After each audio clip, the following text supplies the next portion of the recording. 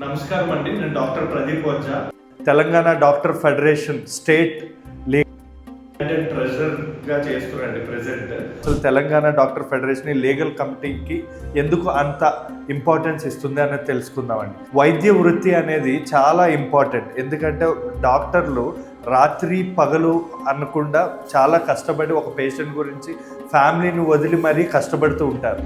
అయినప్పటికీ కూడా ఈ మధ్య అంటే రీసెంట్గా ఒక 6 నెలల నుంచి చూస్తే ప్రతి వారం ఒక డాక్టర్ మీద దాడి జరగడం కానీ, లేదా మీడియా దుష్ప్రచారాలు చేయడం కానీ, లేదా పోలీస్ కానీ లీగల్ ఇష్యూస్లో కానీ చాలా ఇబ్బంది పడుతున్నారు.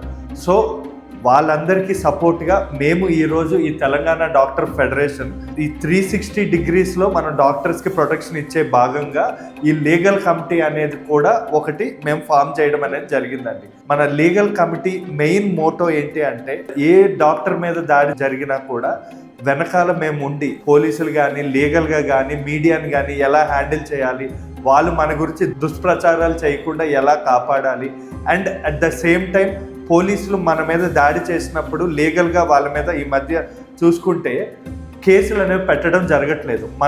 మనకి చట్టపరంగా మనకి మంచి లాస్ ఉన్నాయి, లీగల్ ప్రొటెక్షన్ ఉంది. కానీ ఎవరు కూడా ఆ లీగల్ ప్రొటెక్షన్ కానీ, ఎఫ్ఐఆర్లు బుక్ చేయడం కానీ ఇలాంటివి జరగట్లేదు.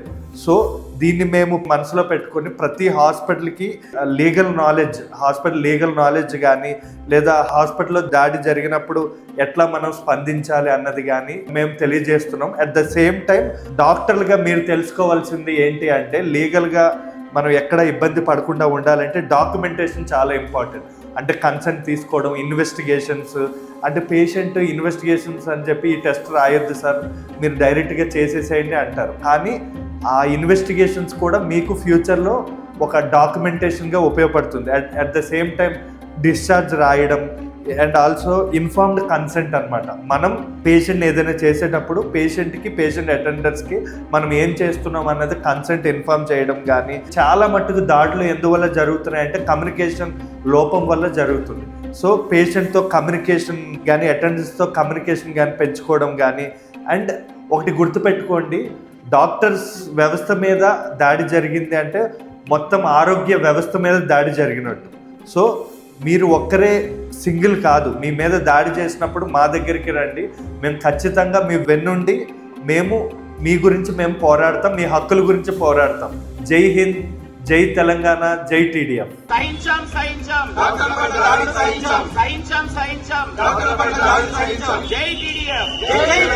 జై తెలంగాణ.